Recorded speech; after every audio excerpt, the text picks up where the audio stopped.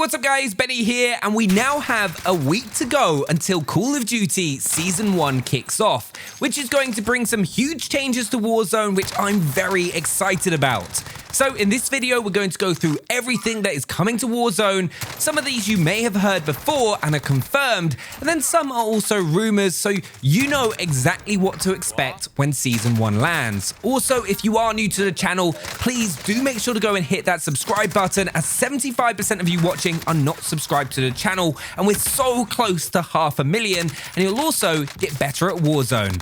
I promise. Let's start off with probably the biggest addition with Call of Duty Season 1, and that's all the weapons that are being added to Warzone, 29 of them to be exact, if we just included the guns that are currently available in Cold War.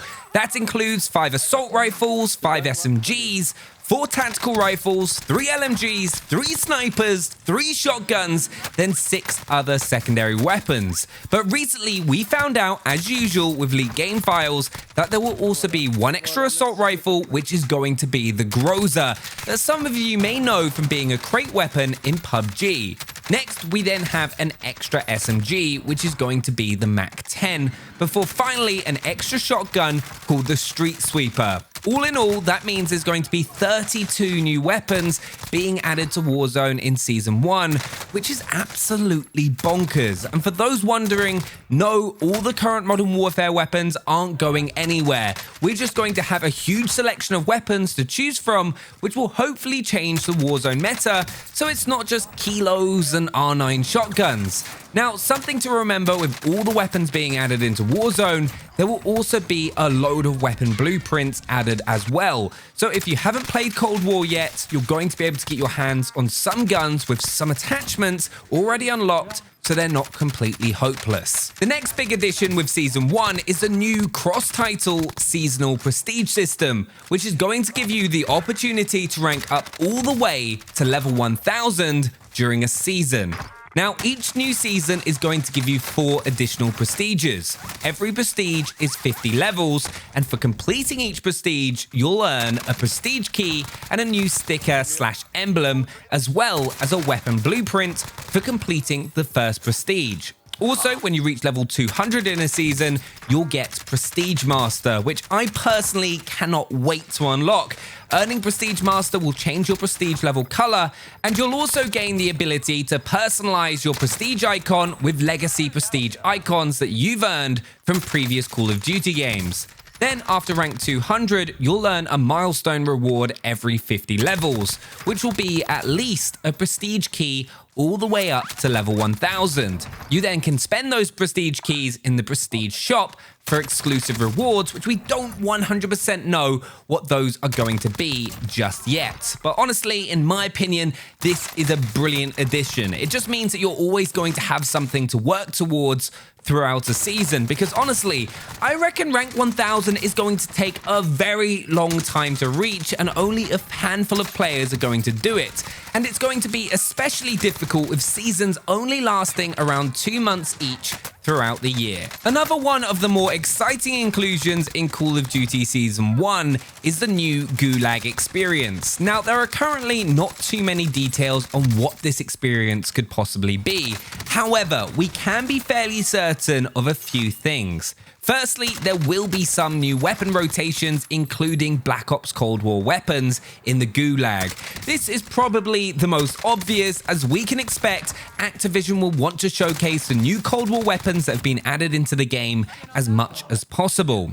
The next change to the Gulag Experience will likely be the location or setting that the Gulag takes place, with new map layouts and visuals to help mix it up a little, especially with the new Warzone map, Rebirth Island, which we'll get onto in just a second. There will also likely be 2 Gulags, one for the Mini Royale, which will take place on Rebirth Island, and then one for Verdansk. But as I said, we can't be 100% certain on what they decide to do just yet. that. Which is probably a good time to talk about Rebirth Island, which has been probably one of the worst kept secrets in the Call of Duty universe for some time now. But it's a brand new map coming to Warzone with Season 1, which was finally confirmed with the Season 1 cinematic trailer.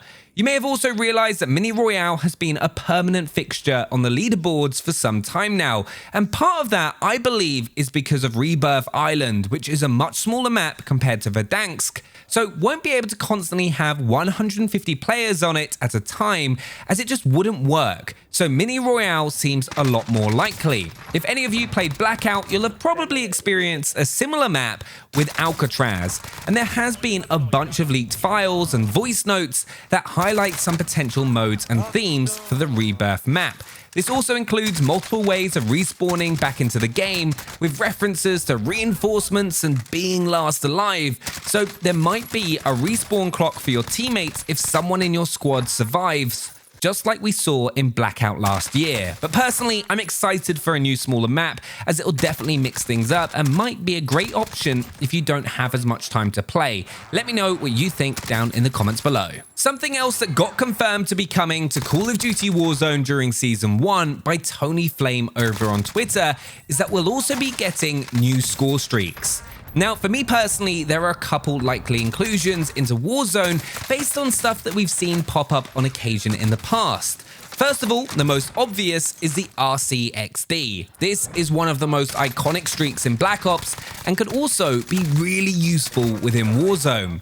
Like, it could be the perfect counter to building campers who are sat in corners with R9 Dragon Breath shotguns, though it'll be interesting to see how they balance it out. Other potential streaks that could be added into the game are a few different weapons, including the flamethrower, the hand cannon, the strafe run, and the HARP, which is effectively an advanced UAV which shows everyone on the map, including players running Ghost. Now, personally, I think the HARP would be great because it could lead to a bit of a wider variation of different perks being used.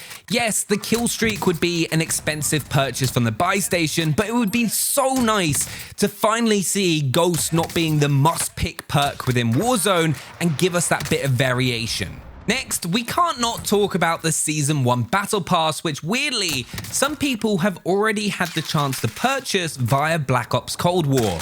But we know that the main operator for the season is called Stitch, who you saw going after Adler in the Season 1 cinematic trailer. The Battle Pass is also likely going to include the two new weapons that we talked about earlier, the MAC-10 SMG and the Groza Assault Rifle, along with tons of other bits and pieces from weapon blueprints to operator skins like we've had in previous seasons. Of course, the most exciting things for me are always the new weapons and that Tier 100 operator skin, and that weapon usually has some kind of unique trace around, though it'll be interesting to see what they decide to do this time around. The next thing I want to talk about Warzone in Season 1 is whether or not wildcards will be added into the game. As we know, in Black Ops Cold War, you can select a wildcard that will allow you to either get a weapon with 8 attachments or 2 perks from each slot, or an overkill class. Now, we know all the Black Ops Cold War weapons are being added into Warzone. What we don't know is how those guns will be balanced with the rest of the game, and whether or not they'll add any of the other creator class features